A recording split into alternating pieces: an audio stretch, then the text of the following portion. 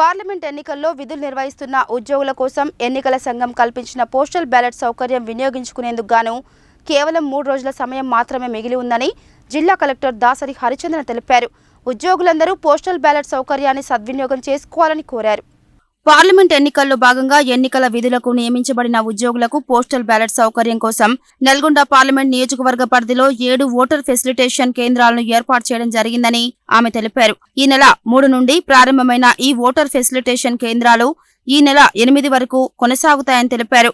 ఎన్నికల విధులు నిర్వహించే సూక్ష్మ పరిశీలకులు, పోలీసులు, పీఓ, ఏపీఓ, ఇతర పోలింగ్ సిబ్బంది, ఎన్నికల విధులకై నియమించబడిన ఇతర ఉద్యోగులు వారి ఓటు హక్కును సద్వినియోగం చేసుకునేందుకు గాను కేంద్ర ఎన్నికల సంఘం పోస్టల్ బ్యాలెట్ సౌకర్యాన్ని కల్పించడం జరిగిందని, ఇందులో భాగంగా వారు ఓటు వేసేందుకు నల్గొండ జిల్లాలో అన్ని అసెంబ్లీ నియోజకవర్గ కేంద్రాలలో 6 ఓటర్ ఫెసిలిటేషన్ కేంద్రాలు, నల్గొండ పార్లమెంట్ నియోజకవర్గ పరిధిలోని సూర్యాపేటలోని ఒక నియోజకవర్గం కలుపుకొని మొత్తం 7 ఓటర్ ఫెసిలిటేషన్ కేంద్రాలు ఏర్పాటు చేసినట్టు తెలిపారు.